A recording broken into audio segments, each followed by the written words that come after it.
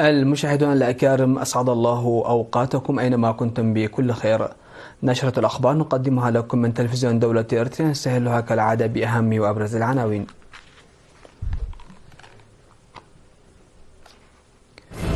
مجلس الإقليم الجنوبي يعقد اجتماعه الدوري الثالث والعشرين. إحياء الذكرى الخمسين لمجازر الاستعمار الإثيوبي في العاصمة أسمر وضواحيها. مكتب الزراعة في مدينة شامبيقو يعمل لرفع إنتاج البطاطا.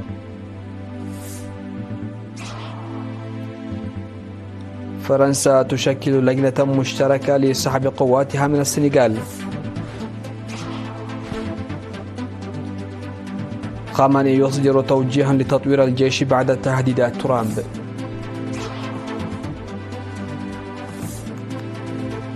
وتركيا واندونيسيا توقعان اتفاقية لإنتاج الطائرات المسيرة. أهلا بكم إلى تفاصيل النشرة. عقد مجلس الإقليم الجنوبي جلسته الدورية 23 يوم 12 من فبراير في مندفر تحت شعار الحفاظ على الموارد حجر الزاوية في التنمية الاقتصادية. وذكر رئيس المجلس الأستاذ والداي جبري في كلمته أن وعي الشعب ومشاركته في البرامج الوطنية مرتفعة، وناشد أعضاء المجلس للعمل في إيجاد حلول للثغرات التي تبرز في اللقاءات التي تنظم مع المواطنين. وقدم حاكم الإقليم ومسؤولو الأقسام والفروع والاتحادات الوطنية على التوالي شرحا مفصلا عن سير تنفيذ برامج التنمية في عام 2024، واقترحوا أنه ينبغي توسيع وتطوير مؤسسات الخدمات الاجتماعية وإنشاء متحف إقليمي والسيطرة على الأدوية الزراعية والسماد الصناعي وغيرها من اقتراحات. وأوضح حاكم الإقليم الجنوبي السيد هبتاب تسفاسيون في معرض حديثه عن خطط 2025 أن الخطط الرئيسية تشمل مواصلة برامج الحفاظ على المياه والتربة واستكمال السدود وقنوات الري الحالية، وإعداد مخطط رئيسي جديد لمدينة ماي ميني ودمج رياض الأطفال في جميع المؤسسات.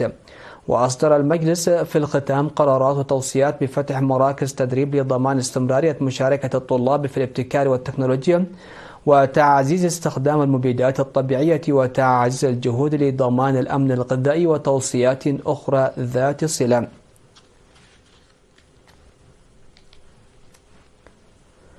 اكتملت الاستعدادات لإحياء الذكرى الخمسين لمجازر الأنظمة الاستعمارية الإثيوبية في أسمر وضواحيها بتعاون إدارة الإقليم الأوسط ومفوضية الثقافة والرياضة. وتنظم بهذه الذكرى اجتماعات تذكيرية وتعريفية للشباب في 16 مديرية بالإقليم عن الجرائم والمجازر والدمار والنهب المرتكب بالهدف المستتر والمعلن تحت مسمى نريد أرض إريتريا وليس شعبها. وتم التوضيح في الاجتماعات بأن الأنظمة الاستعمارية الإثيوبية ارتكبت مجازر لا تنسى، مؤكدين بالأمثلة والأدلة بأن جميع القرى والمدن شهدت جرائم الاستعمار الإثيوبي. وذكرت الاجتماعات بأن عامي 1975 و 1976 كانا عامين مظلمين بالنسبة لسكان أسمر. لم يكن من الممكن الخروج في الصباح والعودة إلى منازلهم، مستشهدين بعمليات القتل التي استهدفت الشباب بالخنق وإطلاق النار والطعن وغيرها من الفظائع. وسرد المشاركون الأرواح التي أزهقت والممتلكات المدمرة والثروات المنهوبة في مناطقهم، منادين إلى تقديم هذا التعريف بالجرائم بانتظام للأطفال والشباب. ومن المقرر تنظيم برنامج على مستوى الإقليم في ساحة الفاتح من سبتمبر يوم 15 من فبراير بهدف إحياء ذكرى المجازر التي ارتكبتها الأنظمة الإثيوبية بحق المدنيين في أسمر وضواحيها.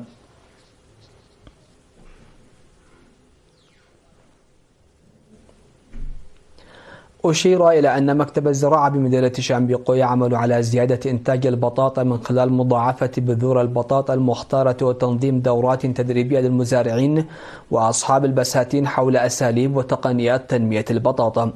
وأوضح ممثل المكتب السيد اسم الله برهاني لوكالة أنباء إيرنا أن 70 كنتالا من بذور البطاطا المختارة التي تم توزيعها على 16 مزارعا قبل 3 أشهر تم زراعتها في 4 هكتارات، وأنها توجد في حالة جيدة، ويتوقع حصد 220 كنتالا من البطاطا في الموسم الواحد. وذكر كبار خبراء تنمية الخضروات والفواكه أن مكتب الزراعة بالإقليم يقوم بعمل جاد، كما يجري تدريب المزارعين لتنمية بذور البطاطا المختارة في الإقليم بشكل واسع. وحث منسق تنمية الخضروات والفواكه في مدينة شامبيقو الشاب بنيام في الساحل المزارعين على المراقبة المستمرة لحقولهم، وكذلك رعايتها بهدف زيادة الدخل، بينما يجب على المزارعين وأصحاب البساتين التركيز على التنوع الغذائي. ونصح خبراء تنمية البذور في إقليم القاشبركة السيد زيناو تسفى برهان ونقاسي هبتا ميكائيل المزارعين نصح برفع معرفتهم من خلال تطبيق المحاضرات التي ألقاها الخبراء الزراعيين وتبادل الخبرات ومشاركتها مع العاملين بذات المجال. وأشار المزارعون بدورهم إلى أهمية التدريبات الدورية التي تقدم لهم عبر مكاتب الزراعة، وأكدوا أنهم سيعملون جاهدين لتبادل الخبرات. احتفل الإرتريون في النمسا وألمانيا وإيطاليا والسويد وجنوب السودان بحفاوة كبيرة بالذكرى 35 لعملية فنقل التاريخية. وقال رئيس الجالية الإرترية في النمسا السيد أوباي أبادي في الاحتفال المنظم في فيينا تحت شعار فنقل الخيار الصحيح، قال إن عملية فنقل كانت تاريخية مهمة بشرت بقرب اختتام الكفاح المسلح الذي خيض لسنوات طويلة.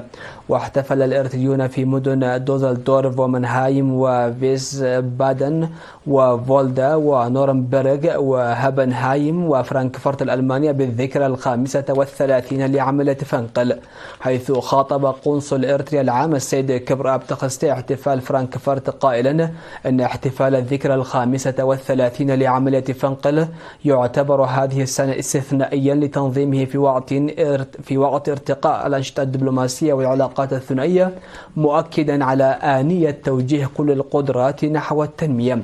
كما احتفل الإرتريون في مدن روما وميلانو وبولونيا وكاتانيا وفرنسا وتورينو وبيزا وفيرونا يوم 9 فبراير بالذكرى 35 لعملية فنقل.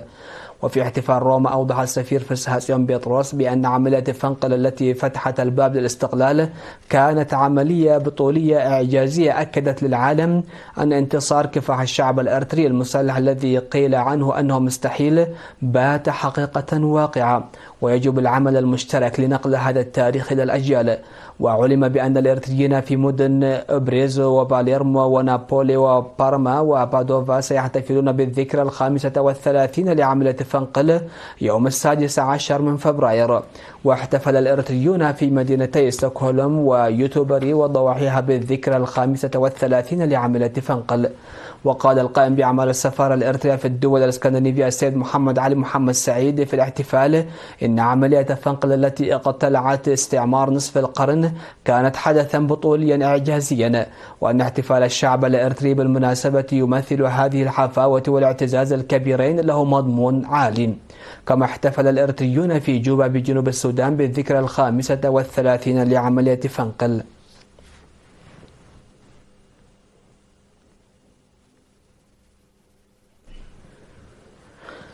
ناقشت مديرية حمل المال السيدة أمينة حاج مع المواطنين سبل تنفيذ المشاريع التنموية عامة والحفاظ على التربة وصيانة القنوات الحوضية بضاحية قزقزة. وأوضحت في اللقاء الذي عقدته السيدة آمنة مع المواطنين في 12 من فبراير الجاري ضرورة العمل بأولوية الحفاظ على الغابات والحياة البرية وتضافر جهود المؤسسات المعنية لتحسين أوضاع المواطنين المعيشية ودعم الأسر بتعظيم خلايا النحل والدجاج لتمكينهم من إنتاج زراعي يساعدهم للمساهمة في جهود ضمان الغذاء. وذكرت المواطنين بالحفاظ على نظافة بيئتهم من خلال تنظيم الحملات. وأشار مدير ضاحية قزقزة السيد محمد إدريس أحمد إلى أن دور المواطنين في برامج البناء والتنمية أمر يستحق الثناء، وحث كافة شرائح المجتمع على العمل الجاد لضمان عدم تغيب أي طفل عن المدرسة بسبب البعد وأسلوب الحياة الريفي. ضاحية قزقزة واحدة من إدارات الضواحي 9 في مديرية حمل مال، ويبلغ عدد سكانها حوالي 9000 نسمة.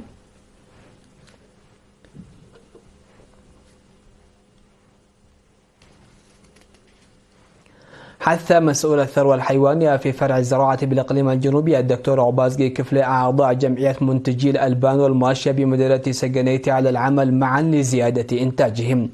وفي اجتماع عقد يوم 16 من فبراير الجاري لاستعراض أنشطة الجمعية، أكد الدكتور عبازقي للأعضاء أن وزارة الزراعة مستعدة لتزويدهم بالمساعدة المهنية اللازمة لزيادة جودة وكمية منتجاتهم.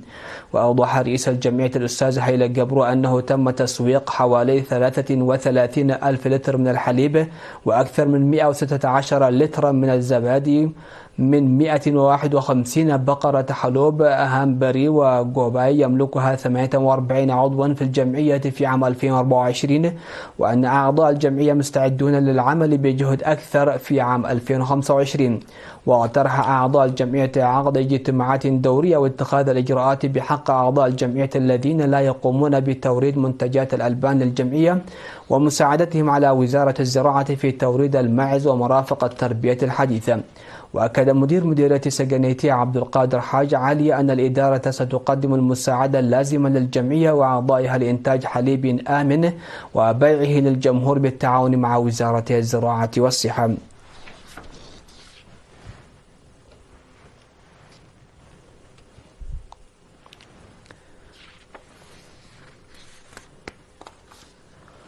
مشاهدينا، كانت هذه حصيلة الأنباء على الصعيد المحلي. فاصل قصير ومن ثم نوافيكم بالأنباء على الصعيد العالمي، فتفضلوا بالبقاء معنا.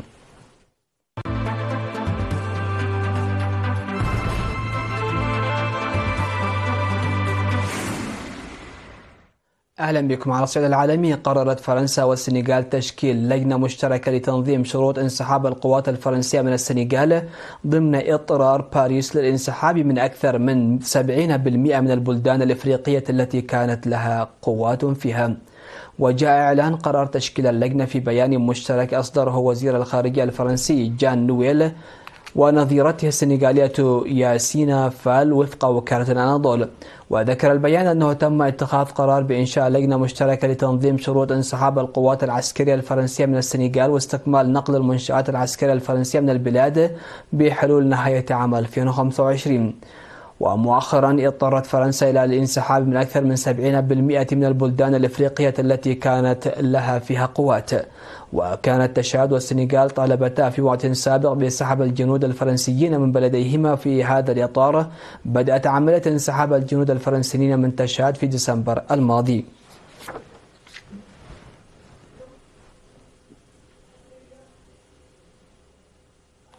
قال المرشد الإيراني علي خامنئي إن على إيران زيادة تطوير جيشها بما يشمل الصواريخ بعد أن هدد الرئيس الأمريكي دونالد ترامب باستخدام القوة ضد طهران إذا رفضت التفاوض بشأن برنامجها النووي. وأكد خامنئي أثناء لقاء مع الخبراء والعلماء في الصناعة الدفاعية الإيرانية أن التقدم في الصناعة الدفاعية الإيرانية ينبغي ألا يتوقف وألا ترضى إيران بحدود معينة.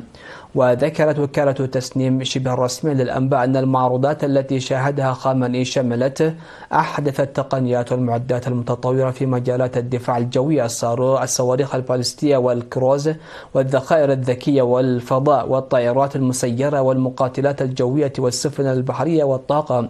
وجاء حديث المرشد الإيراني بعد يوم من إدانة سفير إيران لدى الأمم المتحدة أمير سعيد إيرواني لما سماه تصريحات متهورة وتحريضية أدلى بها ترامب في مقابلتين مع صحيفة نيويورك بوست وقناة فوكس نيوز. قال إنه يفضل إبرام اتفاق يمنع طهران من تطوير سلاح نووي بدلا من قصفها.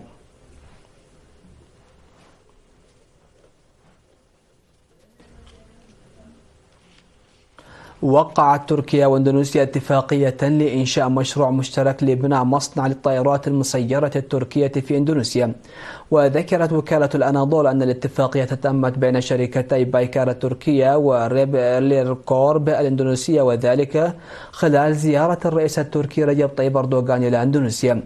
وبموجب الاتفاقية سيتم تصدير 60 طائرة مسيرة من طراز بيرغدار TB3 و9 طائرات من طراز بيرغدار جينجي إلى إندونيسيا. وفي بيان مشترك مكون من 64 مادة صدر عن البلدين، أكد الرئيس التركي رجب طيب أردوغان ونظيره الإندونيسي برابويو سيباوانتو عزمهما تحقيق تجارة ثنائية بقيمة 10 مليارات دولار بحلول عام 2026. كما اتفق الجانبان على تعزيز التعاون في مجالات التجارة والدفاع والطاقة والبنية التحتية بالتزامن مع الاحتفال بالذكرى 75 للعلاقات الدبلوماسية بين البلدين.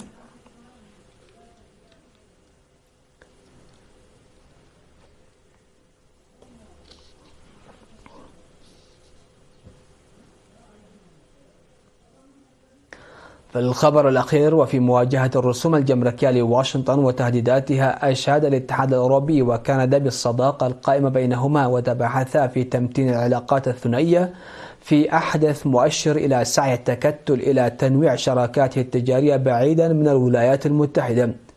وأجرى رئيس الوزراء الكندي جاستن ترودو محادثات مع كبار مسؤولي الاتحاد الأوروبي في العاصمة البلجيكية بعد أن فرض الرئيس الأمريكي دونالد ترامب رسوما بنسبة 25% على واردات الصلب والألمنيوم وفقا لوكالة الصحافة الفرنسية. وقالت فون دير لاين إن هناك حاجة ماسة إلى الثقة بعالم لا يمكن التنبؤ به، واصفتون الاتحاد الأوروبي وكندا بأنهما حليفان جيدان وصديقان تسود الثقة بينهما.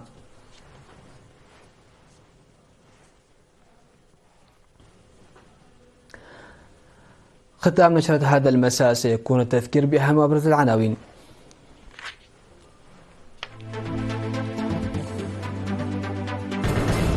مجلس الإقليم الجنوبي يعقد اجتماعه الدوري 23. إحياء الذكرى 50 لمجازر الاستعمار الإثيوبي في أسمر وضواحيها. مكتب الزراعة في مدينة شامبيقو يعمل لرفع إنتاج البطاطا.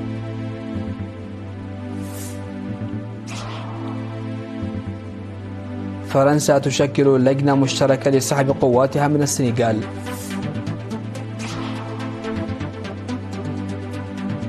خامنئي يصدر توجيها لتطوير الجيش بعد تهديدات ترامب. تركيا واندونيسيا توقعان اتفاقية لإنتاج الطائرات المسيرة. سادتي سيدات، هكذا نكون قد وصلنا وإياكم إلى نهاية نشرة هذا المساء. هذه تحيات وتحيات الفريق العامل، شكرا لحسن الاستماع والمتابعة، ودمتم في أمان الله.